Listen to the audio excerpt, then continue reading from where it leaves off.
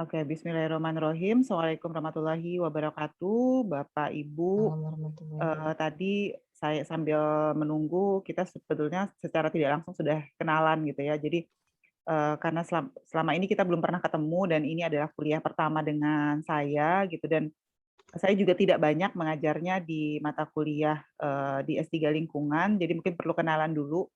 Nama saya Desi Adriani, Bapak, Ibu. Jadi, saya kalau program studi saya berasal dari program studi agribisnis. Jadi kalau di S1 saya mengajar di S1 agribisnis, jadi fakultasnya Fakultas Pertanian.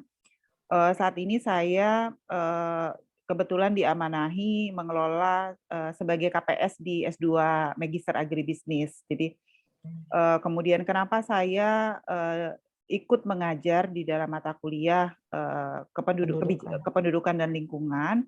Mungkin ya karena, riset-riset saya itu banyak terkait dengan, kependudukan dan Pendudukan. lingkungan, mungkin seperti itu. Jadi, sebetulnya kalau saya, apa ya, kalau kita mau bicara betul textbook, kependudukan dan lingkungan, judul bukunya adalah, Environment Population ya. Jadi, eee, saya cuma kalau saya lihat, saya sebetulnya agak-agak ini juga, saya coba review, bahan-bahan yang sudah dikirimkan oleh Pak, Yoyo ya. Jadi saya coba, mengisi gitu ya slot-slot yang kosong yang sudah disampaikan oleh Pak Yoyo. Kemudian, ternyata juga, rencana pembelajaran juga belum disiapkan, nanti saya sambil siapkan saya coba upload. Kemudian terkait teknis perkuliahan, Bapak Ibu, saya akan memaksimalkan penggunaan e-learning. Jadi, tugas, kemudian mungkin nanti ada ujian dan sebagainya, semua akan lewat e-learning, karena e-learning sangat membantu saya gitu dalam mengelola, me-manage kelas gitu. Jadi kalau kami di agribisnis itu ada satu kelas sampai 230 orang. Jadi kalau satu-satu japri ke saya, satu-satu itu pasti ada yang terlewat. Karena itu saya sangat memaksimalkan penggunaan e-learning dalam membantu saya dalam menyampaikan perkuliahan. Jadi nanti mohon izin, semua akan saya lakukan lewat e-learning, termasuk rekaman kuliah hari ini, itu nanti akan saya upload ke e-learning. Jadi Bapak Ibu bisa menonton kembali video-video perkuliahan saya di e-learning. Jadi semua akan saya masukkan ke dalam e-learning. Di materi pertama saya sudah berikan, sedikit, penjelasan gitu ya, apa itu sebetulnya, kalau bukunya, kalau kita kita terjemahkan mata kuliah kita itu, eee, population and environment, penduduk dan lingkungan gitu. Tapi kalau di literaturnya sebetulnya adalah population ekologi, atau kalau di Indonesia kan itu sebetulnya lebih cocok dengan ekologi sumber daya manusia. Jadi ekologi, tenaga kerja, jadi lingkungannya gitu ya. Jadi sebetulnya seperti itu, tapi nggak apa-apa. Mungkin ketika kurikulumnya disusun, ada tujuan khusus kenapa akhirnya penamaannya menjadi, populasi penduduk dan lingkungan. Saya izin share screen. Jadi sebetulnya di dalam mata kuliah ini Bapak Ibu, kita tidak hanya bicara, unsur-unsur kependudukan. Jadi kalau di Pak Yoyo itu sebetulnya Pak Yoyo sudah mulai menyinggung unsur-unsur kependudukan. Ada angka kelahiran, ada angka kematian, kemudian ada pengangguran, sudah sempat dibicarakan oleh Pak Yoyo. Terakhir itu bicaranya tentang 2 kali pertemuan itu KHAS gitu ya. Jadi lingkungan, bagaimana syarat-syarat lingkungan supaya nanti saya melihatnya bagaimana nanti lingkungan itu, mendukung gitu ya, mendukung kehidupan, penduduk manusia. Hari ini saya, akan masuk dengan materi terkait dengan, bagaimana population ekologi itu diaplikasikan di berbagai negara sebetulnya. Jadi bagaimana setiap negara itu mengelola lingkungannya untuk, penduduk-penduduk, di sekitarnya. Nah, saya akan berikan sedikit review gitu, tidak tidak banyak negara sebetulnya, saya hanya akan bandingkan antara Indonesia dengan Jepang gitu. Jadi tapi hanya a short comparing ya Bapak Ibu. Jadi, sebelum saya masuk ke materi, betul-betul materi saya, kita juga perlu, pemahaman gitu, bagaimana sebetulnya, definisi utuh dari lingkungan. Ini adalah, apa ya, komparasi sederhana gitu ya, bagaimana orang-orang di luar sana, negara-negara di luar sana yang sumber dayanya sedikit, ya, yang sumber daya alamnya sedikit, itu begitu menghargai lingkungannya gitu dibandingkan dalam tanda kutip gitu ya, kita yang sumber dayanya berlimpah.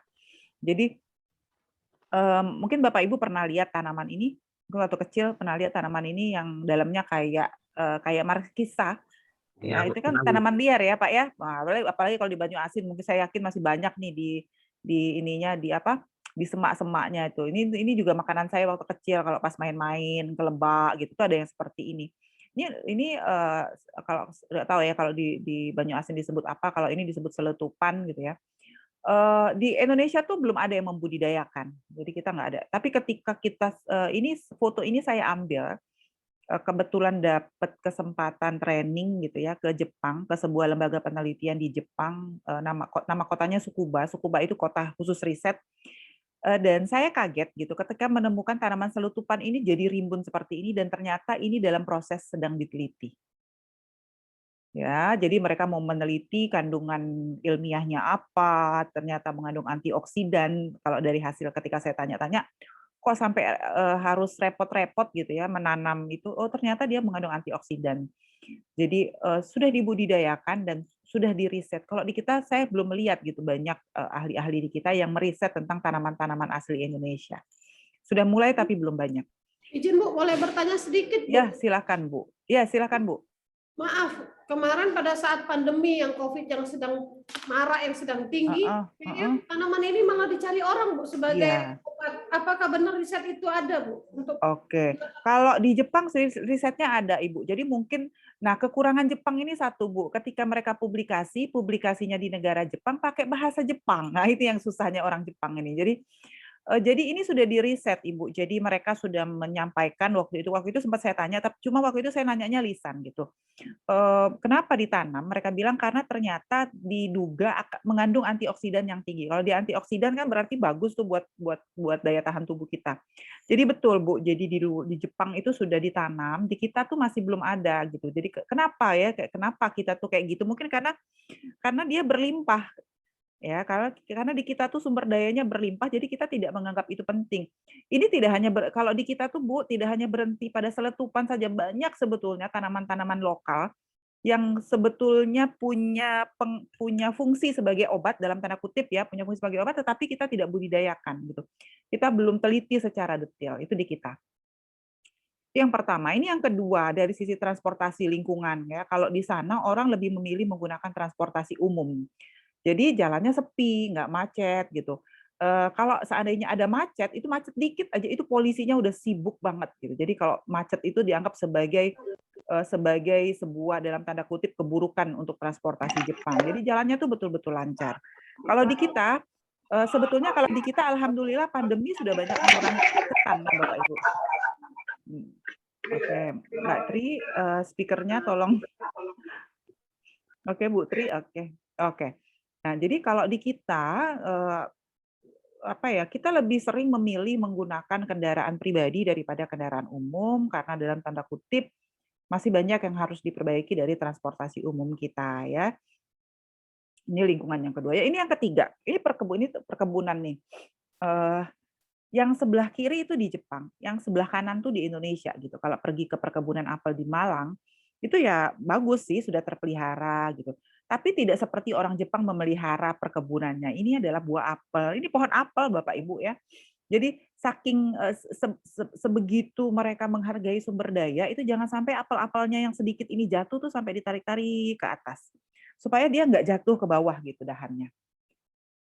Nah, itu juga bagaimana mereka menghargai lingkungan.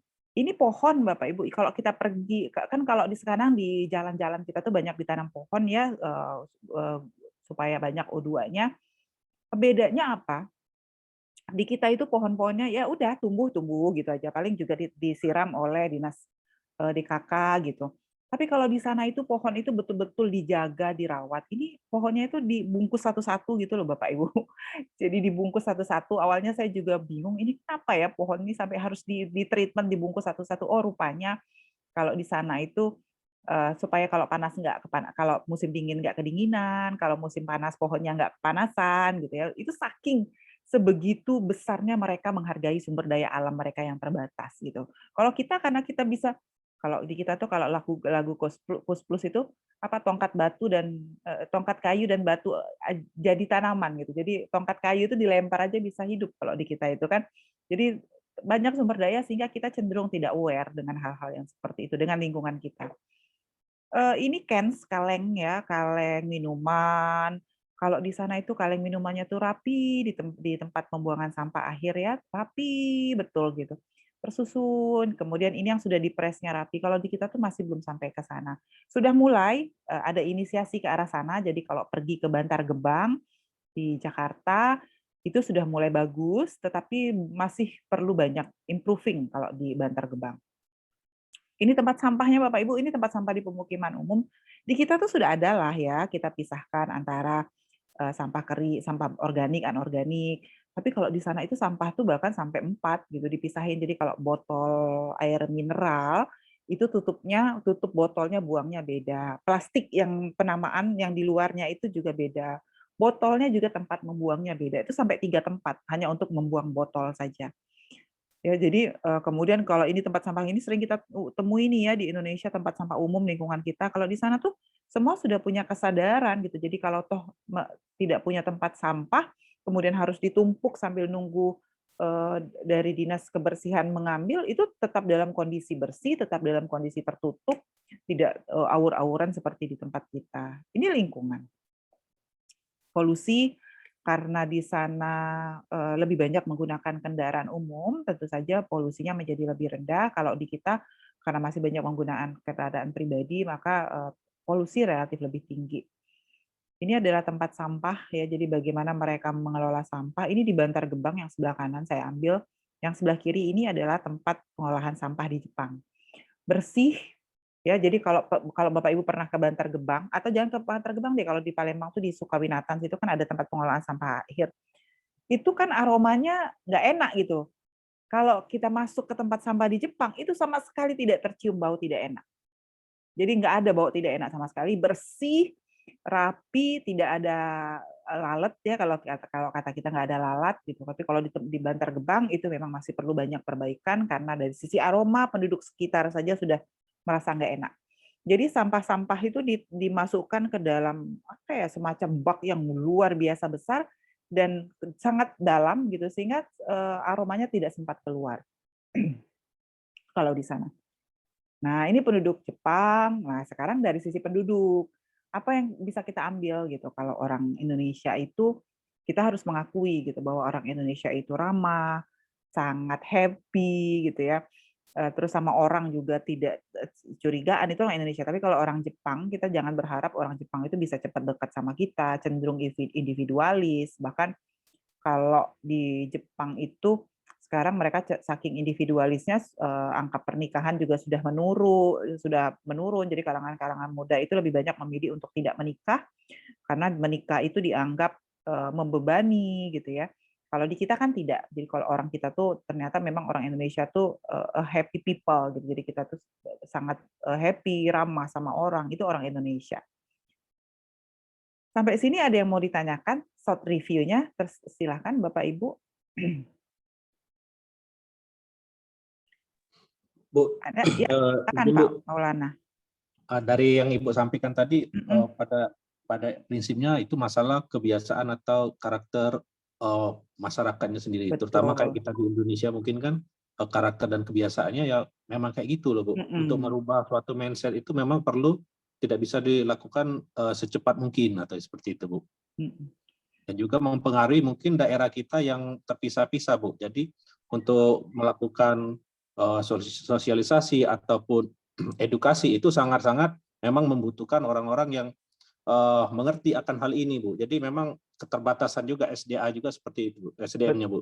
Betul. Jadi ketika saya dapat kesempatan untuk melihat apa ya yang tadi saya sampaikan, sedikit yang tadi saya dapatkan disampaikan itu di sana di Jepang, saya sempat tanya sama senseinya, kalau menurut sensei gitu kondisi Indonesia sekarang ini Jepang mengalaminya kapan? Nah, kira-kira gitu. Dia mengatakan bahwa kondisi Indonesia saat ini itu adalah 30 tahun yang lalunya Jepang. kira gitu. Artinya kalau kita mau seperti Jepang sekarang, at least kita butuh 30 tahun. Tetapi dengan banyak perubahan tadi kata Bapak. Kita perlu banyak volunteer, kita perlu banyak inisiasi untuk hidup memelihara lingkungan, kita perlu role model supaya untuk yang menunjukkan ke masyarakat bahwa aware dengan lingkungan itu penting. Jadi harus banyak yang dilakukan kalau mau 30 tahun lagi sama seperti Jepang. Dalam tanda kutip ya, seperti itu. Jepang mengalami bonus demografi itu 1970. Kita baru mengalami bonus demografi itu baru mulai sekarang ke depan. Sampai 2030 kan gitu. Jadi kan beda banget tuh sebetulnya antara kita sama Jepang. Jadi Jepang tuh sudah pernah mengalami apa yang kita alami gitu. Tinggal kalau kita mau seperti, artinya gini, bukan berarti Jepang itu paling baik ya, masih ada negara lain yang lebih baik dari kita, saya yakin gitu. Kalau pernah dengar negara Bhutan gitu, pernah dengar nggak Bhutan? Negara Bhutan itu kondisinya jauh lebih baik dari kita gitu. Tetapi karena contoh yang real terlihat itu adalah Jepang. Jadi Bapak Ibu bisa misalnya kalau kita juga tentu tidak mau seperti negara Zimbabwe misalnya gitu ya, yang akhirnya mau beli telur tiga telur itu harus dengan uang 100 miliar misalnya gitu, karena negaranya kacau balau, inflasinya tinggi, sumber dayanya rusak. Kita tentu nggak mau, kita tentu tidak ingin yang seperti itu. Jadi itu yang bisa saya sampaikan Bapak. Nah, kemudian saya akan bicara juga karena judul mata kuliah kita adalah penduduk dan lingkungan. Saya juga akan bicara lingkungan geografis Indonesia. Tadi saya baru short review, baru coba bandingin. Sekarang kita mau lihat lebih dalam kondisi Indonesia. Saya pikir ini juga sudah banyak, Bapak Ibu juga sudah banyak informasi. Kita punya pulau banyak, tadi Pak Maulana sudah menyampaikan. Hampir sebagian besar adalah perairan, garis pantainya panjang banget ya, 104 kilometer. Kemudian Indonesia itu potensi sumber daya alamnya luar biasa. Tidak hanya sumber daya alam yang ada di darat, tetapi juga yang ada di laut. Sumber tambang yang ada di dalam bumi itu luar biasa. Ya, Indonesia adalah negara dengan jumlah penduduk terbesar keempat. Nah, tetapi kalau dari jumlah penduduk, kita terbesar keempat di dunia. Penduduk yang besar dengan daya beli yang terus meningkat adalah pasar potensial sebetulnya. Sementara jumlah penduduk yang besar dengan kualitas SDM yang terus membaik adalah potensi daya saing yang luar biasa. Jadi Indonesia itu sebetulnya kalau kita manage dengan baik luar biasa gitu loh. Kita bisa jadi motornya dunia, tapi persoalannya adalah kita nih masih perlu banyak perbaikan untuk bisa menjadi motor dunia gitu. Lokasinya strategis ya, mungkin kalau waktu belajar SD terletak di antara dua dilalui oleh garis khatulistiwa di antara dua benua kan gitu ya. Kemudian memiliki akses langsung kepada 6 wilayah LME (Large Marine Ecosystem) yang mempunyai potensi kelautan dan perikanan yang cukup besar. Nah, ini adalah potensi sumber daya alam ya yang saya coba ambil gitu ya. Ada gas alam, ada batu bara, ada panas bumi, kelapa sawit, kakao, ada karet, ada timah, ada nikel, ada bauxit. Jadi luar biasa sumber daya alam. Jadi lingkungan kita itu sudah menyediakan banyak sekali. Kalau untuk Indonesia kita nggak perlu khawatir. Tetapi persoalannya di kita itu kalau kita mau kaitkan dengan penduduk, sumber daya alam kita ini semuanya adalah sumber bahan mentah. Jadi ini semuanya bahan mentah gitu. Ya, semuanya bahan mentah. Kita masih perlu mengembangkan industri hilir supaya nanti yang kita jual itu tidak bahan mentah. Selama ini yang kita jual bahan mentah. Ya, jadi nilai tambahnya kita nggak dapat. Karet, minyak kelapa sawit, kakao, batu bara, itu semua bahan mentah. Sehingga nanti ke depan kita perlu mengembangkan industri hilir. Supaya nanti penduduk yang banyak, industri hilir itu tidak hanya sekedar bisa menyebabkan kita punya nilai tambah dari proses pengolahan, tapi juga bisa menyerap tenaga kerja. Tenaga kerja bagian dari penduduk. Ini letak geografis Indonesia ya, jadi luar biasa. Jadi perdagangannya dari Tanjung Priok itu bisa kemana-mana. Jadi sangat strategis posisi Indonesia itu. Ini tadi yang 16 Marin tadi ya, yang tadi saya sampaikan nggak terlihat gambarnya. Ini potensi kehutanan. Kehutanannya kita punya hutan hujan tropis, kita punya hutan bakau, di NTT kita punya savana, punya padang rumput ya. Kemudian kita punya hutan produksi di Sumatera Selatan, kita punya hutan produksi. punya hutan pegunungan tuh luar biasa sebetulnya. Tapi persoalannya adalah dengan potensi yang luar biasa, ternyata kita belum bisa mengelolanya dengan baik. Mengelola dengan baik itu tidak cukup tentu pemerintah saja gitu, tapi harus ada stakeholder-stakeholder lain yang mendukung pemerintah. Supaya nanti yang sudah ada potensi ini bisa termanfaatkan dengan maksimal. Ini potensi pertambangannya juga sama, ya, jadi banyak sekali potensi lingkungan kita itu. Ini potensi daerah, berdasarkan daerahnya juga luar biasa. Sumber daya perikanan tadi sudah disampaikan, jadi ada yang ikan tuna, ada yang rumput laut, ada yang kopi, ada kelapa, kelapa sawit, ada jagung, ada cengkeh. Wah, ini luar biasa. Sebaran flora juga sama, jadi flora dan faunanya kita luar biasa Bapak Ibu, jadi kita punya banyak sekali. Ini semua potensi-potensi lingkungan yang seharusnya dimanfaatkan untuk sebaik-baiknya kesejahteraan penduduk. Sebaran fauna juga sama, tadi floranya, tanamannya, ini faunanya.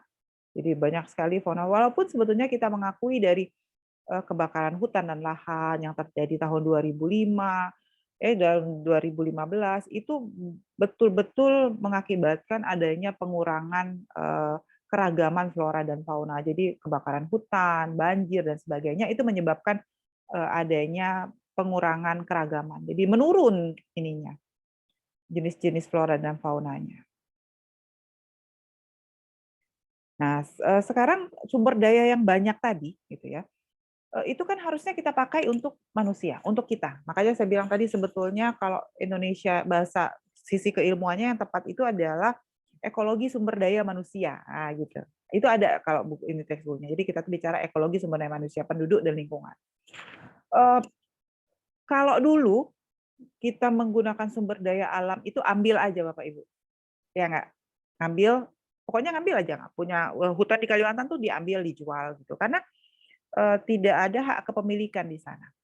Tetapi ke depan nggak bisa lagi seperti itu. Kita harus mengelola sumber daya alam itu dengan konsep green atau blue economy. Jadi green economy atau blue economy. Ya. Jadi ada beberapa pendekatan yang kita bisa kelola. Jadi apa namanya tuh lingkungan kita yang luar biasa tadi harus kita kelola dengan beberapa konsep pendekatan pembangunan. Yang pertama adalah ekonomi pembangunan, economic development. Economic development tidak cukup Bapak Ibu karena berdasarkan teori ekonomi lama gitu ya, mengelola sumber daya alam dengan konsep ekonomi pembangunan itu ternyata menyebabkan degradasi sumber daya alam. Jadi ekonominya tumbuh, lingkungannya rusak, kira-kira gitu. Akhirnya muncullah ide sustainable development. Ya, lalu muncul lagi, oh ternyata sustainable development nggak cukup. Muncul lagi Millennium Development Goals. Ya, sekarang sudah berkembang menjadi Sustainable Development Goals. Lalu ada pembangunan rendah karbon, low carbon development, ada green economy dan ada blue economy. Jadi sudah mengarah kepada pertumbuhan atau penggunaan sumber daya alam yang berkelanjutan, yang green. Ya, oke, konsep kita lihat yang paling sering dibahas itu adalah green economy. Sekarang kita sudah tidak hanya bicara tentang green economy, pemerintah sudah mulai menyasar ke circular economy sebetulnya. Jadi ada circular, istilahnya ada circular economy. Jadi pembangunan komponen green economy itu apa sih? Green economy itu adalah pembangunan ekonomi rendah karbon. Ya, ekonomi berbasis sumber daya hayati, sumber daya energi dan energi terbarukan. Manajemennya berkelanjutan dan penyediaan layanan sesuai dengan kapasitas daerah masing-masing, serta mendahulukan kepentingan sosial ekonomi masyarakat. Nah, ciri green economy itu yang pertama, renewable energy, energi terbarukan. Green building, jadi gedungnya itu ramah lingkungan, gitu ya. Jadi tidak hanya lurus saja misalnya gitu. Kemudian transportasi bersih, transportasi yang tidak memproduksi CO2. Manajemen air, manajemen sampah, ya, manajemen sampah, kemudian ada lagi manajemen lahan. Jadi 6 aspek ini harus dikelola supaya kita bisa menuju ke green economy. Nah, ini adalah konsep gitu ya, desain bagaimana kita bisa menuju ke green economy. Jadi pertama menuju ke green economy itu harus ada komitmen di antara pemimpin-pemimpin di antara para negara yang inovatif atau komitmen itu sering disebut dengan New Green Deal. Nah, New Green Deal ini nanti dalam konteks pelaksanaannya tidak hanya melibatkan pemerintah saja, makanya saya bilang tadi menyiapkan lingkungan yang ready to use untuk manusia itu tidak hanya jadi tanggung jawab pemerintah saja gitu. Tapi ada stakeholder yang lain. Stakeholder lain itu siapa? Ada perusahaan swasta, ada lembaga swadaya masyarakat. Lembaga swadaya masyarakat bisa pemerintah, bisa swasta, ada perguruan tinggi, dan ada masyarakatnya sendiri. Ya, maka konsep green economy itu nanti tidak hanya sekedar reduce, kemudian reuse, recycle, 3R, tetapi nanti sudah reimaging, redesign, jadi sudah lebih berkembang. Kalau sudah reimagine, redesign, ini sudah masuk ke dalam circular economy nantinya.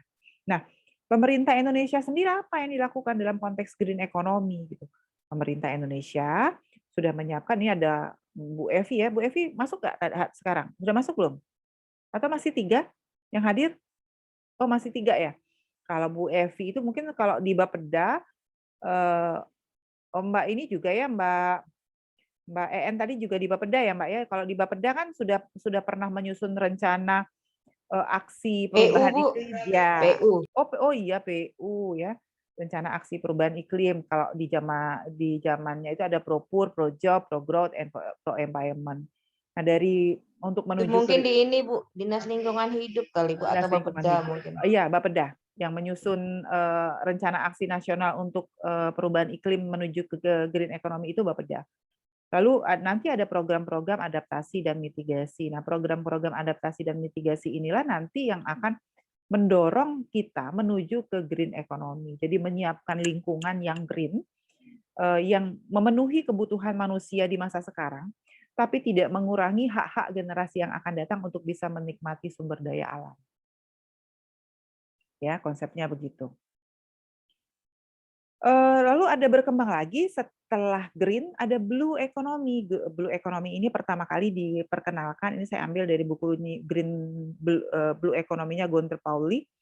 Ya, apa sih beda antara green economy dengan blue economy gitu? Dalam beberapa konteks, Gunter Pauli mengatakan bahwa kalau green economy itu mahal, harus disubsidi, harus didukung dengan pajak gitu ya. Tetapi kalau blue economy itu justru kalau menurut Gunter Pauli lebih inovatif, lebih kompetitif, bisa membuka lapangan kerja gitu ya. Kemudian dari sisi perilaku dia melindungi, comply, melengkapi, kadang-kadang bertahan dan melawan gitu ya. Kalau yang green economy. Tetapi kalau blue economy itu justru dia regenerasi. Jadi kelihatan antara satu dengan yang lainnya tuh berjalan. Change rule, ada perubahan peraturan, dan bukan for gains. Kalau ini kan seolah-olah yang kuat yang bertahan. Kalau yang ini enggak, justru kita memilih yang terbaik. Action-nya yang dilakukan oleh green economy itu do less bad. Melakukan yang jelek-jelek itu dikit aja gitu.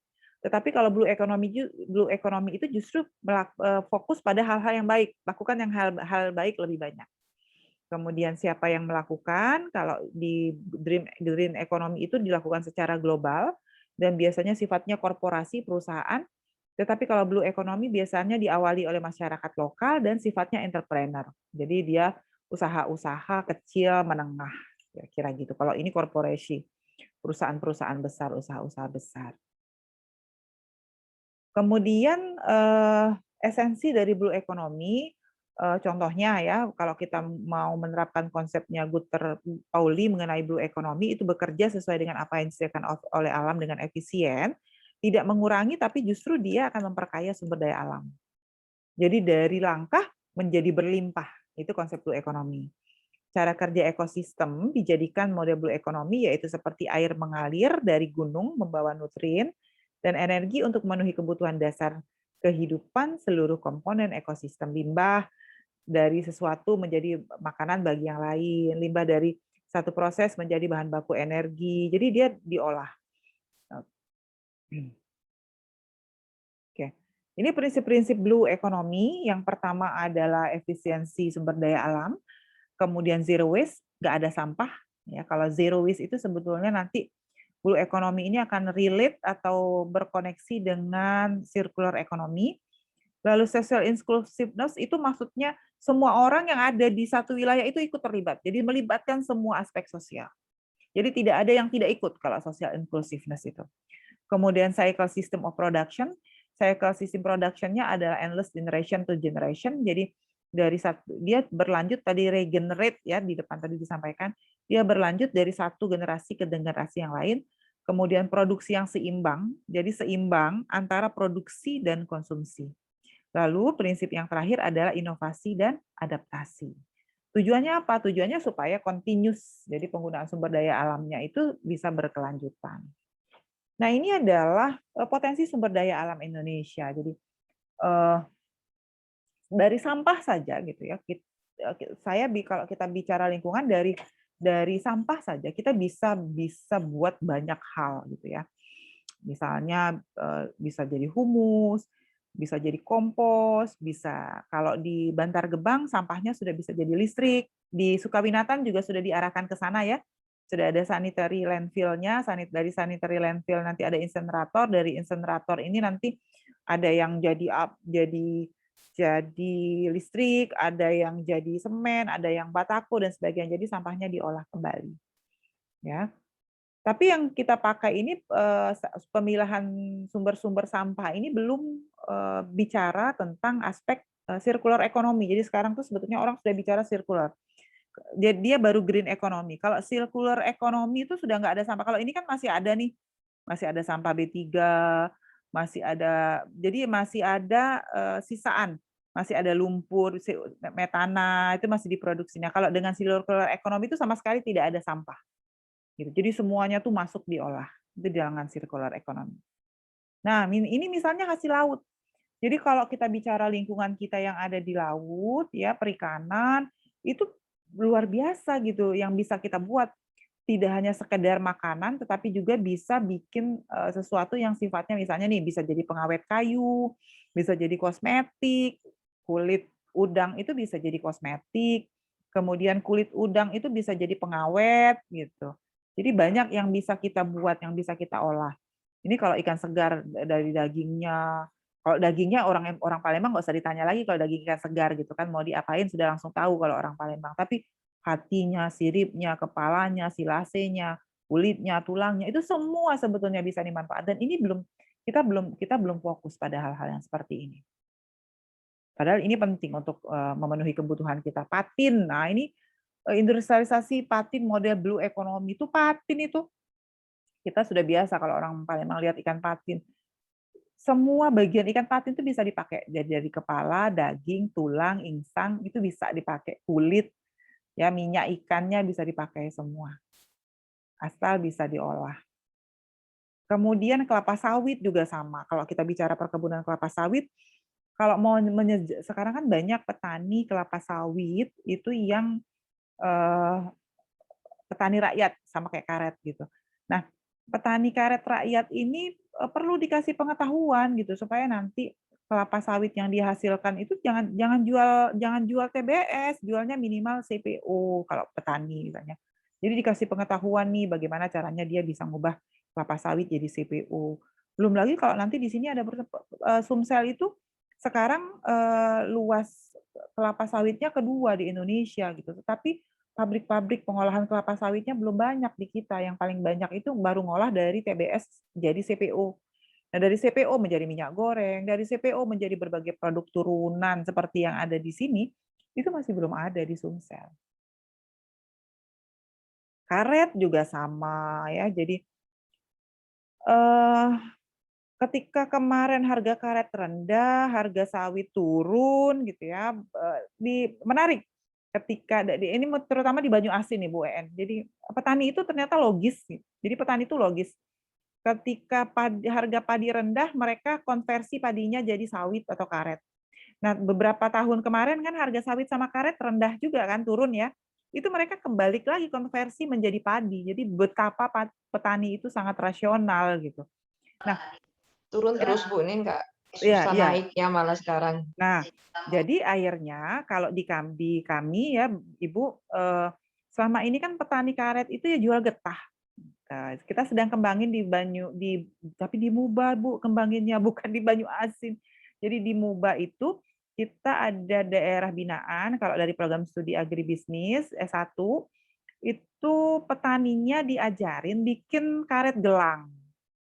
Gitu. Jadi dikasih alat, kemudian bikin karet gelang, karena ternyata mudah teknologinya. Jadi petaninya nanti ke depan itu harapan kita sudah nggak jual latek lagi, gitu, tapi sudah jual paling tidak karet gelang. Sekarang baru percontohan, jadi baru jalan sekitar 3 bulan atau 4 bulan. Ya, jadi kita dapat dana dari BRIN, ya, Badan Riset, untuk memberikan inovasi teknologi ke petani. Jadi petani itu dibina supaya tidak menghasilkan, jadi bukan tidak jual latex lagi gitu ya, tidak jual slab tebal atau slab tipis gitu, tapi sudah jual karet. Harapannya seperti itu. Ya semoga berhasil lah. Semoga petaninya mau. Jadi dari karet saja gitu sebetulnya itu bisa banyak sekali produk-produk turunan yang bisa dibuat. Oke, tetapi yang kita dijual petani itu baru sampai getah, baru sampai latek, baru sampai ya kalau toh produknya akan diekspor tuh baru sampai cram rubber sama seed-nya aja. Jadi kita belum ada yang ini nggak ada, belum ada di Indonesia, belum ada. Apalagi kalau kita mau sekarang semua orang di rumah sakit tuh pakai glove, pakai sarung tangan tuh. Itu glove masih impor dari Cina. Kita nggak punya. Padahal kita adalah penghasil karet terbesar di dunia, ya. Itu yang beberapa catatan. Kenapa penting kita menyiapkan industri hilir ini? Karena industri hilir ini bisa, kalau dia maju, pertama bagi negara, nilai tambahnya negara yang dapat. Kedua, kalau dia berkembang, kita bisa menyerap tenaga kerja baru. Ya, kalau tenaga kerjanya terserap, berarti ada peningkatan pendapatan. Nah, jadi secara ekonomi masyarakatnya meningkat. Aren, ini pohon aren nih ya, kalau kita tuh ngomongin pohon aren itu kalau lagi puasa, apa tuh namanya yang putih-putih itu buah arennya itu Belulu. belulu. Iya belulu. Nah belulu itu aja kolang-kaling Pak, bahasa Indonesianya. Oke, kolang-kaling ya Pak, belulu. Oke, dari pohon nira itu aja kita bisa bikin nira aren, bisa bikin ijuk pohonnya, batangnya bisa. Jadi pohon nira, pohon aren itu aja itu luar biasa kalau kita bisa manfaatkan untuk masyarakat. Ya. Oke, ini nilam. Nah, oke, nilam ini masih agak kurang kalau di kita di Bengkulu banyaknya. Kalau di kita itu ini kakao juga banyaknya di Sulawesi. Tetapi saya coba untuk tampilkan pohonnya. Artinya ini kesempatan bagi kita menggunakan sumber daya alam yang kita punya, dimanfaatkan, kemudian nanti bisa digunakan untuk kesejahteraan penduduknya gitu loh. Alternatif teh juga sama. Di kita banyak teh ubi kayu ya. Ubi kayu ini luar biasa loh, produk turunannya bisa dimanfaatkan menjadi begitu banyak hal. Oke, silakan Bapak Ibu, demikian materi kuliah dari saya. Ada yang ingin ditanyakan? Silakan, ada Pak Ahmad Rizwan sudah bergabung juga, Pak Ahmad Rizwan. Salam kenal, Pak. Silakan Bapak Ibu jika ada yang ingin ditanyakan terkait materi kuliah saya hari ini. Ada? Silakan.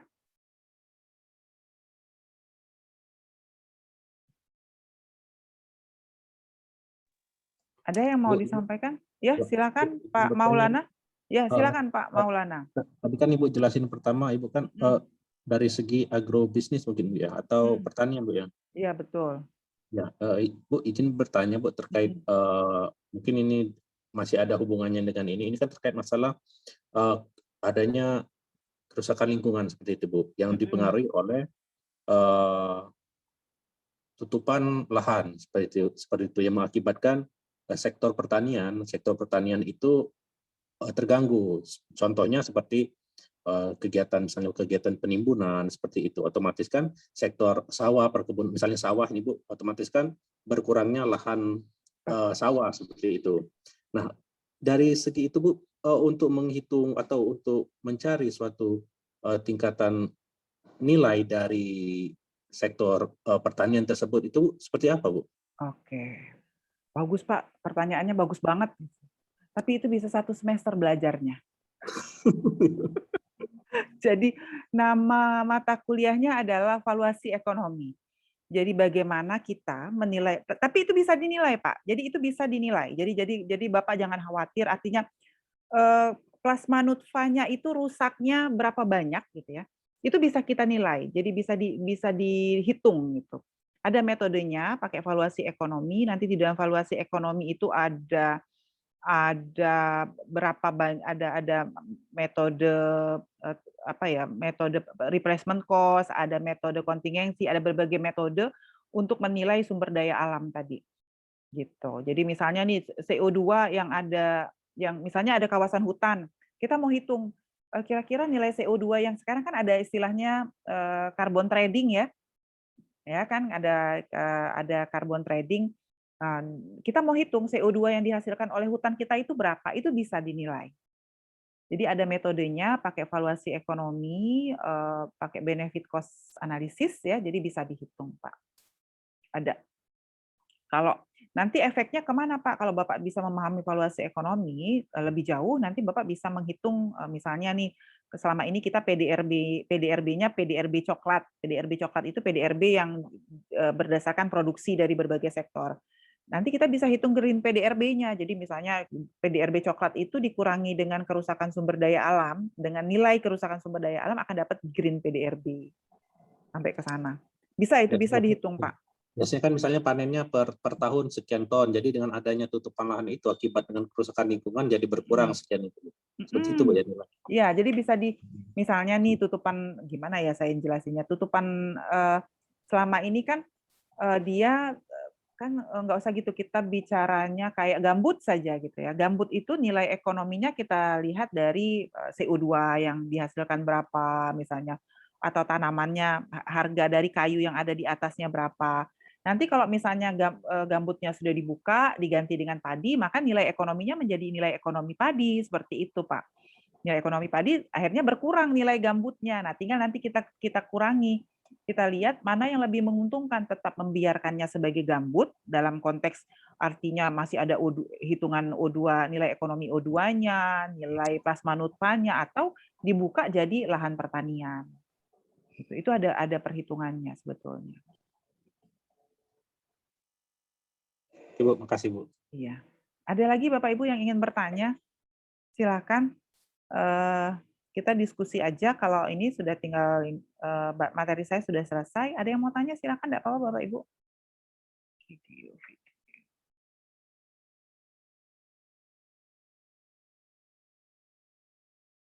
Ada Mbak, sambil saya nyari video kuliah saya. Ada silakan, ada yang mau tanya? Bu EN, Bu Tri, Pak Ahmad Rizwan, Pak Ahmad, silakan jika ada yang ingin ditanyakan terkait materi kuliah saya hari ini. Boleh, silakan.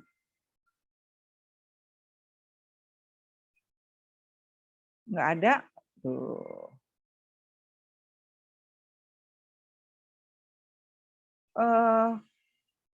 Nggak ada. Kalau tidak ada kuliahnya, mungkin saya cukupkan sampai sini kuliahnya. Saya lanjutkan lagi. Kita masih punya banyak kurang bahan kuliah gitu ya. Jadi nanti apakah memungkinkan kalau misalnya minggu depan kita bisa masuk 2 kali gitu ya. Kalau minggu ini mungkin tidak bisa karena minggu ini kan S3 lingkungan akan melaksanakan akreditasi. Jadi kami fokus dulu untuk itu. Nanti minggu depan kalau bisa kita masuk 2 kali untuk mengejar karena akhir November itu perkuliahan sudah harus selesai. Ya, atau nanti kita coba cek, kita combine antara sinkron dan asinkron. Kalau tidak ada yang mau ditanyakan, saya tutup kuliahnya. Terima kasih atas perhatiannya. Salam sehat selalu. Mohon maaf lahir dan batin. Wassalamualaikum warahmatullahi wabarakatuh. Waalaikumsalam warahmatullahi